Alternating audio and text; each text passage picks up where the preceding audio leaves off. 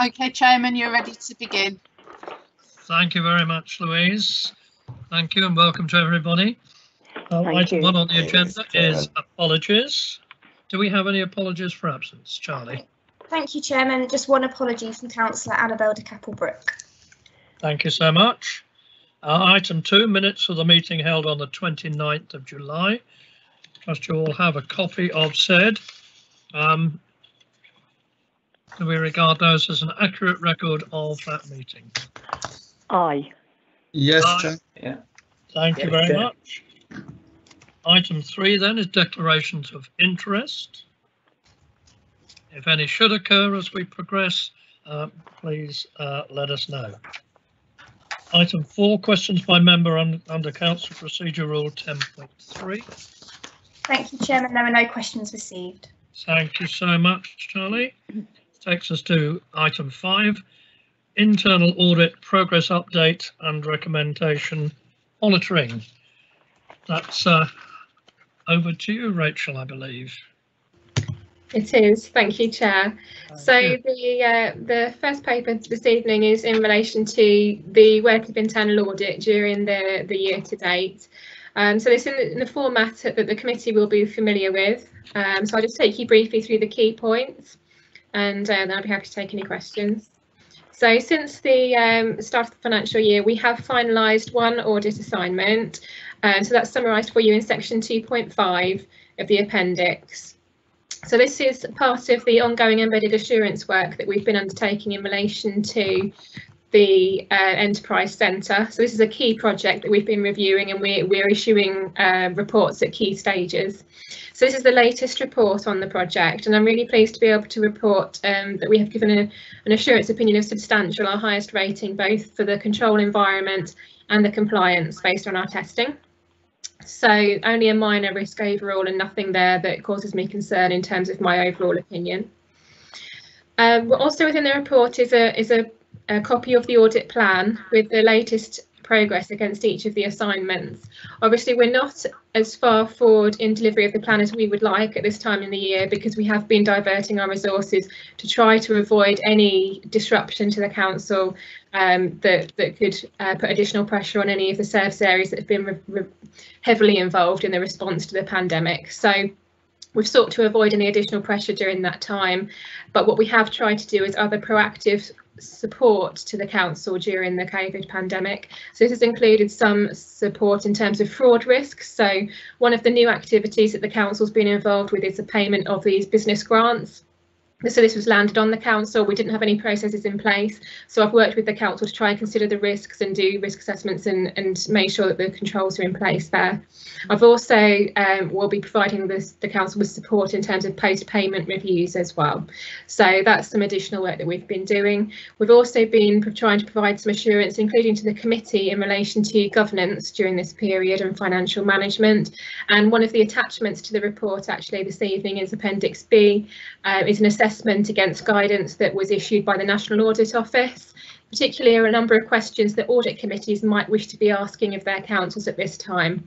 I will say in terms of that guidance, I won't go through all of it in Appendix B, but there are a number of areas where, to be honest, it's more relevant to government departments, some of the terminology rather than local government, but we've interpreted it as we can to apply to local government, and the responses are in there for the committee to see to provide you with some assurances.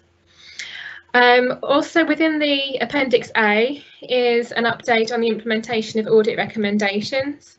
So that's provided for you in tables 3 is a summary of the implementation rates, and section 4, table 4, sorry, is an overview of all of the overdue actions with the latest status update provided against each of those. So that's where we are at this point in the year. So we are now diverting resources back onto some of our planned audit work. So I do hope to be able to bring some more reports to you at the next meeting. We do have a number of assignments that are underway and in advanced stages, and we will continue to report back to you during the year. So that's a quick run through of the report, but I'm happy to take any questions. Right, thank you very much there, Rachel. On page 14, the main accounting system, where are we with that Glenn, could you just update us on that one? That's due to be completed fairly soon in December. Yeah, well, this is one that we are actively working on with Encore, who are our, the shared service that we'd have with Corby. Don't know whether Catherine can provide a little bit more info as to regards where we are specifically on that particular item. Thank you, Glenn. I can just report that there have been some delays in implementing this recommendation, which relate to obviously the COVID-19 pandemic and issues relating particularly to remote working and some ICT issues, particularly at the Corby end of things at the start of the pandemic. There has been additional resource added to this team in the Encore team. However, there was some prioritisation of resource towards the implementation of controls around the remote working environment during the pandemic, but I'll continue to push forward on that, the implementation of that recommendation with the Encore team. Thank you very much, Catherine. Has anybody else got any questions on that or any other points? No, thank you very much indeed for that report. Yep. Could I just ask Charlotte, I did see you there a moment ago, just on the waste contract one on page 12, can I just take it that that is still online for completion by the end of this year?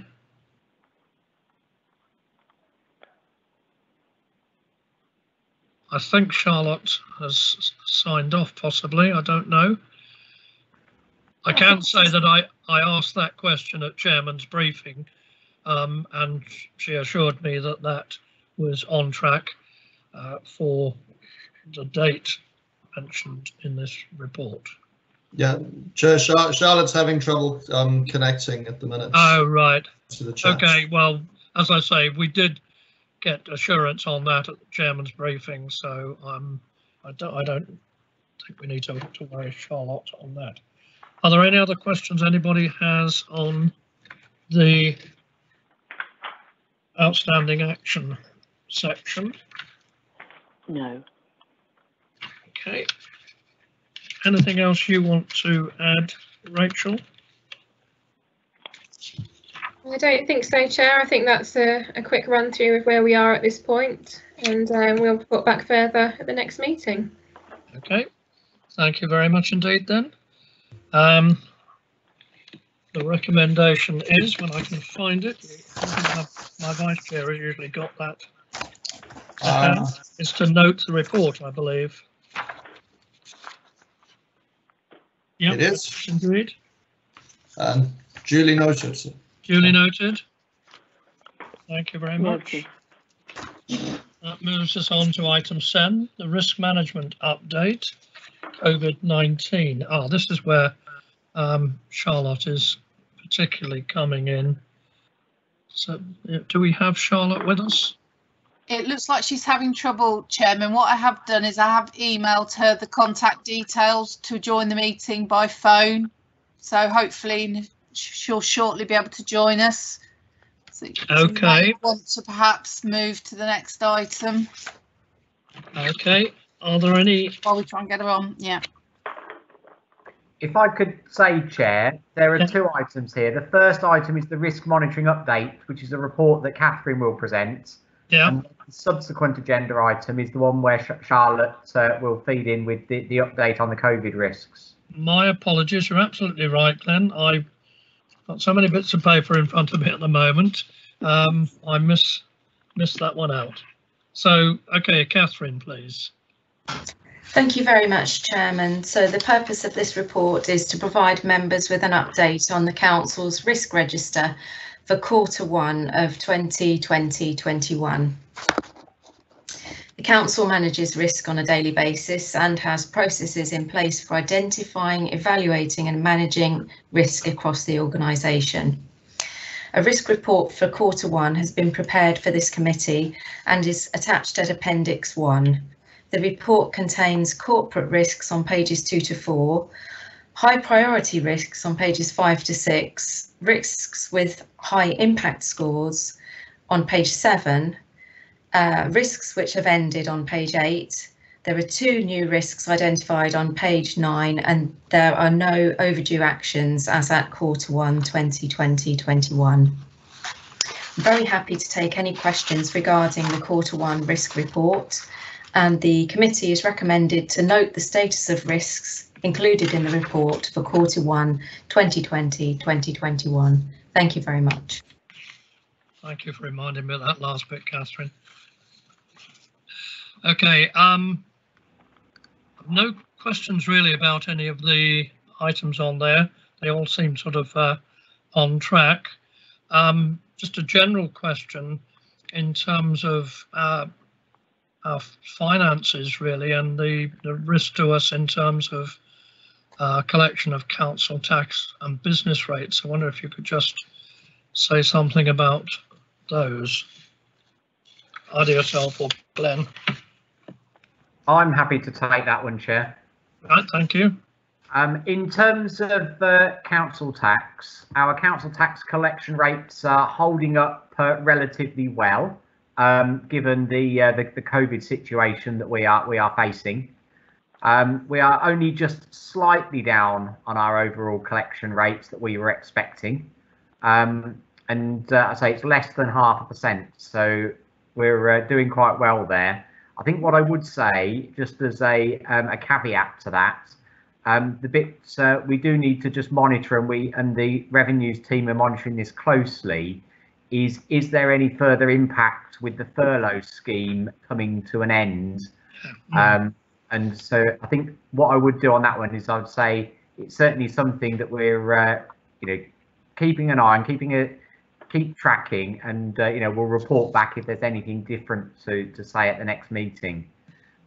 With regards to business rates, the collection rates there are a bit more down than the council tax ones. They're around about 5% down as a projection for the whole year.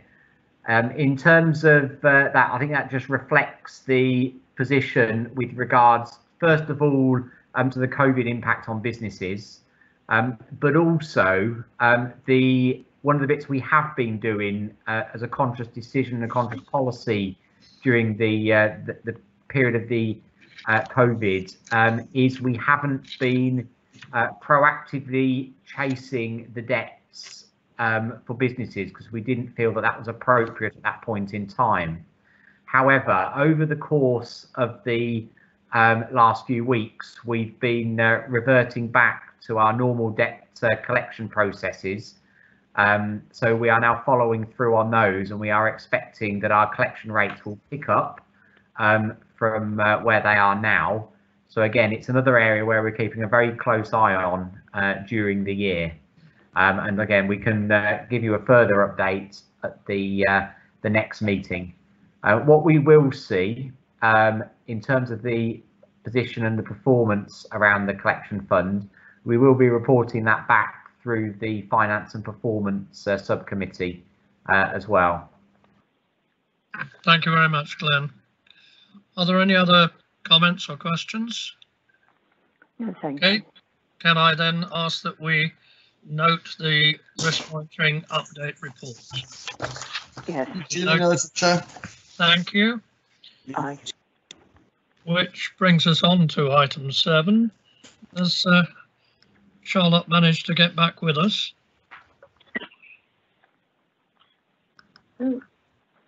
It would. Yes, sir. I managed to make it in. I'm on the phone. Oh, you're on the phone, Charlotte. Okay.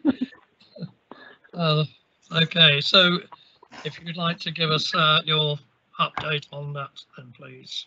Right. Okay. So, since the last meeting, where much of the focus was on getting the corporate risk assessments in place, that's now progressed, and all of those, all of the things, actions from that are in place. That's been able to get all of the workforce that want or need to come back to the office in, and pretty much everybody that's working from home has had personal risk assessments completed, and they've had any adjustments made for sort of working, so desks, chairs, monitors, that kind of thing, keyboards, footrests, and various assessments have been done. So all the workforce has been sort of looked at and taken care of.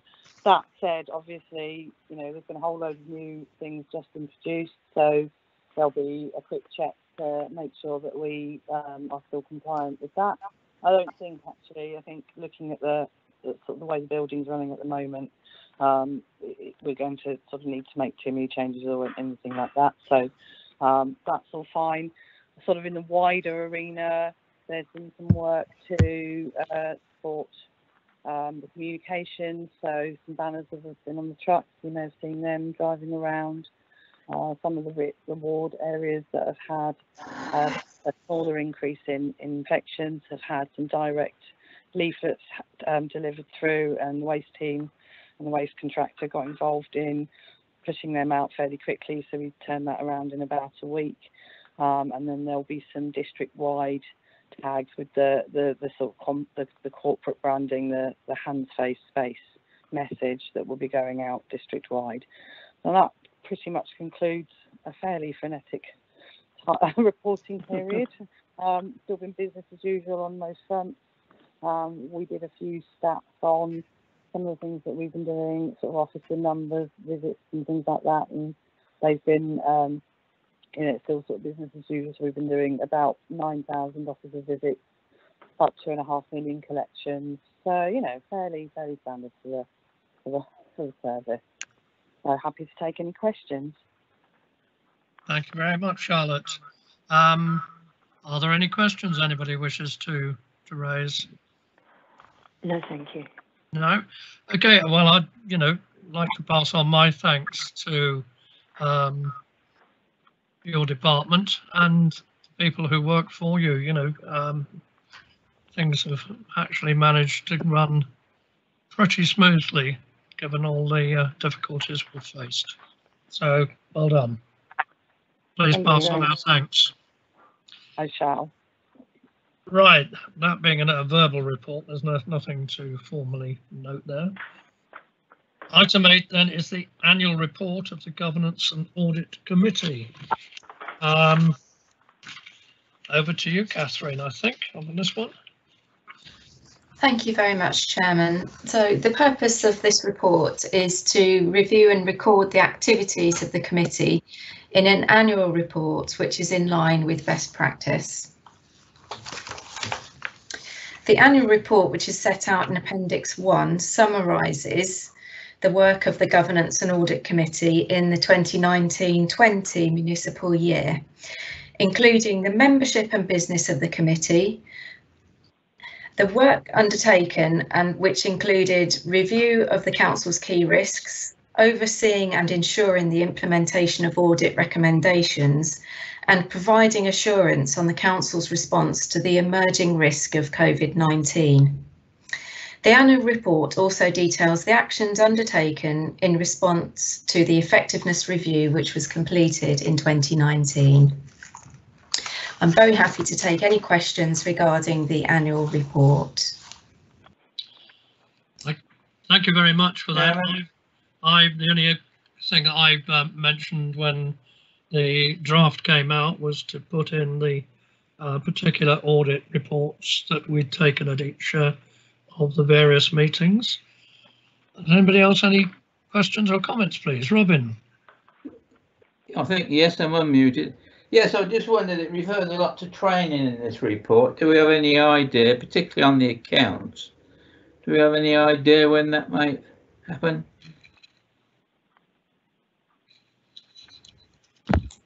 We had the training on the 24th of July last year. We did. And we had some online training on good governance. I don't know how many people actually undertook that. I know myself and I know Alex did. But anything else on training, Catherine? The training will be provided on there will be a training session provided when the draft 1920 accounts are available. They're actually in the process of being completed at the moment, so we should be able to provide an update on the timescale for that shortly. That's in the hands of the Encore Financial Services Manager at the moment. So I'll be happy to provide an update to you, Mr. Chairman, once I've got further details of when those draft report accounts will be ready and the date of the training that will be provided. Okay, does that cover that, Robin? Okay, just slightly off, but talking about the accounts, Glenn, whereabouts are we with those in terms of getting them signed off? Well, I was talking to EY this morning, and You fell back there. Get the auditors right. Yeah. I was talking to them, Neil Harris, this morning, and it's from the council's perspective, we provided all of the information that they require. They are currently going through their final due diligence checks, and if you remember, those got delayed a bit because of the extra requirements that we've had to incorporate into the accounts due to COVID around the going concern of the council. Yeah. Those have been incorporated in, and the feedback I got back was that hopefully next week, Chair, you and I should be in a position to be able to sign those accounts, and EY will then sign them off formally as well. So we are very close to the end of the 18-19 accounts process. That is good news. It's been a long journey, but we're almost there. It's been a long journey. Yeah. You know, obviously the impact of COVID just did add, I should imagine, quite a bit of work for yourselves and Catherine and your team. But yeah, that would be good. I'm sure I'll hear from you fairly shortly on that one. Yes. Are there any other comments, questions, or things you think should be added then to our annual reports? In which case, it is recommended to approve the annual report of the Governance and Audit Committee. Is it so approved? Duly approved, chap. Thank you very much indeed. Okay, this brings us on to the additional item. That's the update on recommendations of the Asset Management Audit Report. And Rachel has very kindly put together that one-page report or update on where we are with those. So, Rachel, over to you, please. Thank you, Chair. So the committee will recall that as part of the 2019-20 audit plan, we conducted an audit of asset management, and this unfortunately resulted in an assurance of limited assurance and a major organisational risk. So as a result of that, we have been following up on the action plan diligently in terms of quite a long list of recommendations, and the committee's obviously rightly so shown interest in monitoring that action plan. So the paper this evening is really to provide you with a snapshot of where we are at this point, to show the recommendations which have now been marked as implemented, those which remain outstanding, and those which are overdue. So what I've tried to do within the tables attached to the report is to set those out in the three categories. And just to say on the items in table 3, the overdue recommendations, I've just provided the original implementation dates for the purpose of this report. All of the details on the status of those actions and the revised dates are provided as part of my earlier report in the Appendix A. So you've got full details of the status and the latest update in there. I didn't want to duplicate those, but obviously I've included them as a list for completeness. Yep. So I'm happy to take any questions, and we've also have the relevant officers here are available to provide the committee with any assurances that you might be looking for. Okay, thank you very much, Rachel. Robin? Am I unmuted? Yes. You are indeed, yes. Thank you, Chairman. Yeah, I find I've got two questions really. I find the word implemented strange, so I'd like Rachel to come on that. And can the committee have an assurance that all the statutory tests have been carried out satisfactorily? Through you, Chair, I'm happy to. Yes, if you can, or whoever, yeah. So I'll just respond, and then Greg or Matt might want to expand on that further. So just to respond in terms of implementation, actually to provide the committee with a little bit more information, actually, as I've mentioned within the report, we obviously follow the actions as part of our standard monthly follow-up process, and we look for some evidence that those actions have been completed, and then at that point we mark them as implemented. But what we are seeking to do with this report is, because we did have a particularly high number of high priority recommendations and a number of risks identified, we are performing a full audit later this year to provide assurance over, yes, these actions have now been completed, but are they actually effective in practice, and are they managing the risks effectively, and are they embedded, in fact, in terms of practice going forward. So that's something that I will be reporting back to the committee on. So you mentioned there around the certificates being up to date. We were given assurance at the time that we closed the action that those were now in place. That's something that we will be testing in detail when we re-perform the audit testing later this year, and then we will report back to the committee as to whether or not those remain up to date and if there's any issues that we identify. But I'm sure Greg or Matt can provide you with some more assurance in that area as well. Okay, thanks there, Rachel. Through the chair, really just to provide a little bit of context for this is with regard to COVID. About this time last year, we were looking to enter into a joint agreement with Corby to assist us with a lot of this work. Unfortunately, due to COVID, that work has paused, and then because they've had to focus on their own work programme. So we were looking to get the equivalent of 4 full-time equivalent staff to help drive this work forward. So in the context of this report, that resource hasn't come forward since March, and we've had to look at replacement. We've now eventually got someone we're about to put in place to help accelerate the work. But just to give the assurance, and I'll bring Matt in a minute, all the compliance issues have been dealt with, and the real focus at the moment is on our estate and the position of the leases on our estate. There's a lot of work to do on that, even though the audit identifies a recommendation to get all the records in place, which are now in place.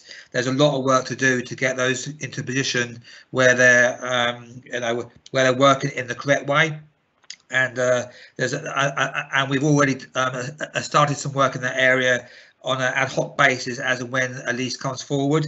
So there's some good examples that we'll use to undertake that work. But I would just like to give the assurance that the work on the leases for our estate will be a priority for the team over the coming months. But the impact of having a 6-month pause because of the position of Corby, and also on top of that, Matt and team have been very much involved with responding to the position on COVID and making our building safe and in a position where staff can start to come back to work. I think that's really put a pressure on the team. So for my position, it's just for the record to give thanks to Matt and his team for going the extra mile or two to actually achieve what they've achieved. And also within the context of the current circumstances with the pandemic. But I'll hand over to Matt to give an example of the lease situation, but also to give the assurance about the issue of having all the compliance in place. Over to you, Matt. Over to you then, Matt. Thanks, Greg. With respect to all the statutory compliance, we've worked very hard to get into a position where we can say we are compliant. We have got an awful lot of information around that. I think the next step is to actually know what to do with that information. So it's not secret information. We'd be happy to put that perhaps on the hub, the web. I think it's just a matter of how we look after this information. It's basically an ongoing process. We haven't stopped. We started it, and we obviously we're carrying on with that process. With regards to leases and the property management, we obviously identified that there's quite a lot of work to do. We have got a couple of leases that we are trying to renegotiate at the minute. That process has been a little bit difficult, and it's obviously the fact that we are now communicating with these tenants that highlights the fact that this process is not as easy as we think. So I think over the next sort of few weeks we will have 2 leases completed and an understanding of roles and responsibility, client and obviously landlord, and I think we'll be able to use that as a basis to move forward and, you know, employ the right professional guidance to move us forward. And I think that's pretty much where we are. I mean, you know, I have to take any questions around any of it. Okay, no, thank you very much, Matt. Robin, does that cover your point? I think it does, Chairman. Thank you very much. Are these leases confidential at this juncture? I imagine they might well be. Is that correct assumption? I would suspect from an individual point of view, yes, they are confidential, of course, which is why here we wouldn't enter into discussion about any individual lease, but just the situation in general. Thank you, Chairman. I think that covers. Richard's got a question, Chair. Richard, yeah. Thank you. Yeah, thank you, Chairman. I was going to ask a question about the leases, because previous reports said 83% of let properties had no current leases, and I've listened. I'm not very confident that we've moved a lot further on from that. So could I have assurances that we are moving in the right direction to get these leases sorted out? Thank you. Yeah, I mean, if I could, Chair, just come to you on that one, it's absolutely. I mean, that is the focus of the team now. Now we've actually got a bit of space to actually, and we've got some extra resource in, is to absolutely look at that. And it's very clear, as Matt says, that every lease is a can of worms, and within that is more cans of worms, and we've got to unpack them first before we can actually to deal with them. A major issue is the expectation of our tenants, and I think, to be frank, they've had quite an easy ride over the last few years, and now we're going to do it. And if we do it in a proper way, what we're used to, then it's going to be managing those expectations, and I think it'll be a bit of a shock for them, because, you know, we need to do it in the right way, and therefore that's not an easy thing to do overnight. You know, it's about getting the right a legal framework in place, but it's about building the relationships with all our tenants as well. I quite understand that you've been landed with a can of worms on this situation, and it disappoints me that you and your team and others haven't been given the professional support that I would have thought you needed to take this forward. I know obviously COVID has had an impact on everything, but Richard mentioned 83%. Is that, I mean, 83% of 10 leases isn't very much. Do we know what that equates to very roughly as a figure? Matt, have you got the detail on that for that one, roughly? Very roughly, Matt. It would be very roughly. We've got about 22 leases, and I would say we've got about 4 leases, or perhaps 5, which are current. And when I say current, I mean that means in date. So, you know, what's happened is a lot of the leases have expired, and it's not just they've expired, you know, by 1 or 2 months or years. It's, in some cases, it's many years. So it's not only actually that understanding. There is a legal side to this, which obviously we've got to manage, you know, through the legal way. You know, we can't just impose additional leases and additional terms because they've acquired a legal status by not following up on the leases before they expired, if that makes sense. Yeah, I mean, I can understand the problem. this is where I'm, perhaps disappointed that you haven't been given the professional, legal, paralegal, whatever is required. Well, Chair, I would say tackle this. Chair, I would say, that we have got the professional expertise on board now to look at the ones we're looking at, and I think so that they're on board now and they're helping to shape and deal with the issues that we face. But the examples we've got where we're just looking at one has taken months because of the negotiations and the expectations of our tenants. So it's not a question of us just doing a new lease framework saying that's it. As Matt was saying, a lot of our the tenants have got rights, but what we need to do is put in place a legal framework and a direction of travel that starts to change that. And ultimately, this is about the relationships that we have to build. And it's not to dwell, because we need to move forward and aim for next year. But this has been a long time in the making. I totally agree with you. I think it's been a tremendously long time by the sound of things. Yeah, and yes, I quite understand. I mean, as you say, tenants acquire rights over a period of time. Yeah. So, Richard, come back to you. Yeah, can I just come back in and make sure that all our tenants are paying rent, even if they haven't got an updated agreement? It is a situation where they're not necessarily paying the right amount of rent, and they're definitely not paying the market rent at the moment. So that's part of the discussions we're having. Is that I'm saying it's a shock for a number of people when we go back in and actually work with agents and our legal advisors and actually do a market assessment. But there is an element where we're trying to work with them because we just don't want to force them out of business, because the economy is important to us now. More than ever, so we're having to work with them, and it's a very, very complicated road that we're going to have to walk on this one.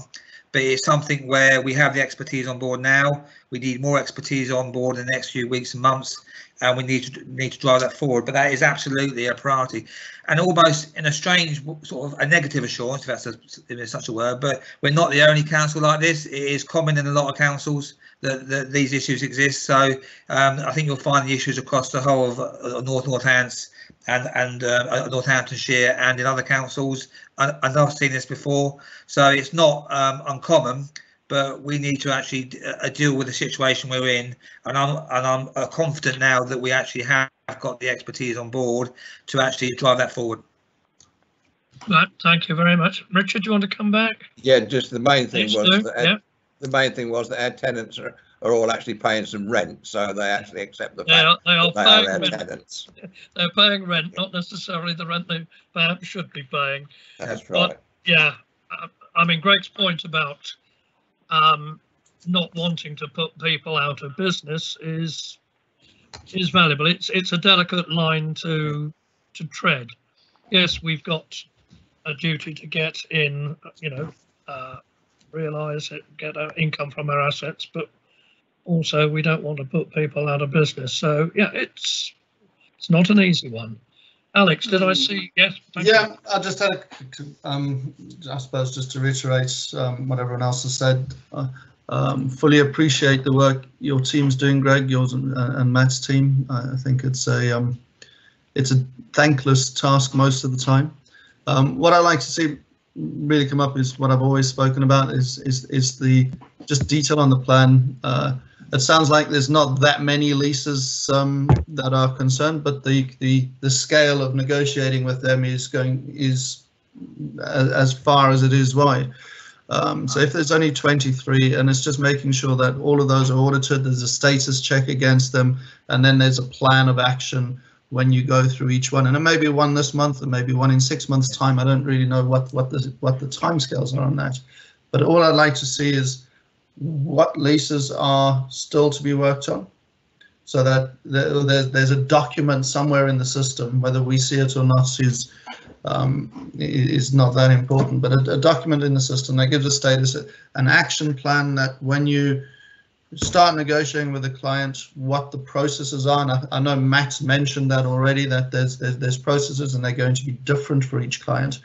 But so long as there's that broad plan that says, this is in place, these are the ones we've done, this is the actions we've taken, and come March 31st, when we go into unitary, that document and that process as a whole can be passed on to the next the unitary authority as a going concern.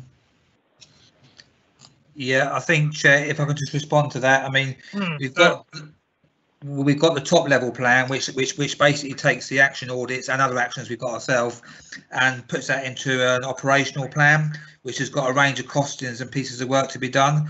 And there's lots of attenders to do to get other expertise in to help us do the work. And that will start, and we've started some of that, and there'll be an acceleration of that over the coming weeks and months. But that particular piece of planning about each lease and where we are, that will be a particular piece of work that we'll do. So that will go out to tender over the next a month or so to get some expertise in to help us do that. Then after we've got that in place, there'll be a tracker that will track each lease and exactly where we are. And so we'll be able to see a pathway, if you like, for each lease, and then what needs to be done. And that will be used to help work with the North House Authority to actually do the transition. So that's the goal of that. But we've got the top level plans in place. It's been agreed at Finance and Performance Subcommittee, and we've got a budget to that as well. And we just need to start accelerating that work. Okay. Just very quickly, one more question that just came to mind, Greg, if I may. All these 20-odd leases that have to be evaluated, is there an original lease associated with each of the properties, each of the people, whether it's valid or not now because it's out of the original lease period, but is there original lease that can be referred to? There are original leases, but they're not great ones, and each one is unique, and it doesn't need to be. So we need to get some structure into it so that there's common themes across the leases, and they're not there at the moment. But Matt can explain, just give some examples of those issues. Yeah, sure. There is. I've found all the leases, and we've got a spreadsheet. And what I've done recently is I've actually visited each of the properties, and I've met each of the tenants. We've carried out, we've only carried out a few, but we've carried out a few inspections, and they are sort of a brief condition inspection. Basically try to understand the lease is very brief in terms of whose responsibility is what. So what we're trying to do is establish where we are and what we need to do to move forward in terms of, we've got some landlord requirements, some statutory requirements, and that they are either landlord or tenant issues. So what we're trying to do is establish whose issue it is, who's responsible for that work, and that's what we're doing at the minute. We're the new lease that we're currently trying to negotiate, that puts that into perspective. So who's responsible for looking after the electrics and looking after water and etc. So it's sort of a broad brush at the minute. I've gone in every property, I've met every tenant, we've looked, like I said, quite briefly at each property, and I think the next step is to make this a bit more formal so that we've got condition survey, we understand what work needs to be done on the property, whose responsibility the statutory requirement lays with, is it ours, is it the tenant's, and make that clear in the new lease that we and I think we've achieved that recently with the new lease that we've done. We haven't got that over the line yet because obviously we've run into a few issues with the tenant, but we're nearly there. So our intention is to use the one that we've just carried out as our template to go forward.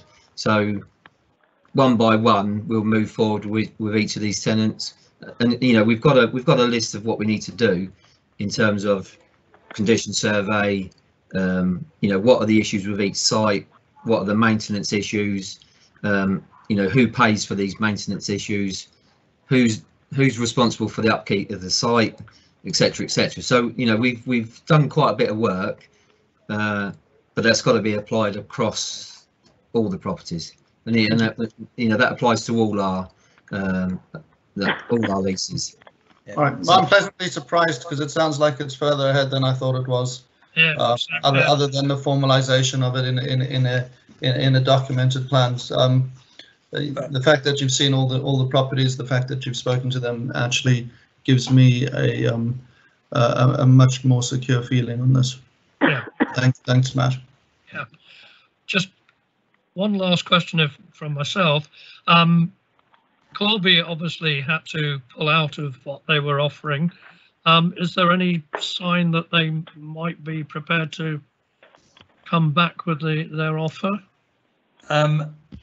There's not. I think I've tried and Rob has tried. Rob Harbour's tried as well. I think you've said it, Greg. Yeah, but I think the point to make now is we've done all the hard work. So all they would do would do what we've done. They would go out and employ someone to work through them with us.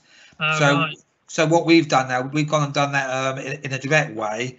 I think, as you will see with this example, and maybe some other shared services, is that we want to be in control of that resource. So I think it's better we do it this way rather than do it via third party.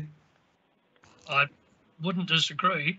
Obviously, the Corby one was purely just a resourcing issue. But yeah, if we can do it in-house, that's better.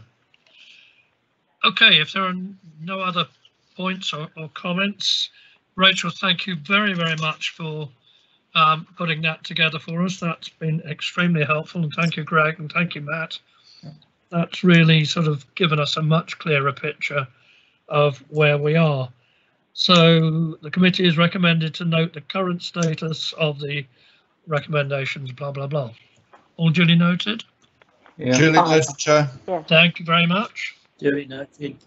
At this point, we are likely to exclude the press and public from the meeting during the consideration of the following item of business in accordance with Section 100A of the Local Government Act 1972, because exempt information may be disclosed.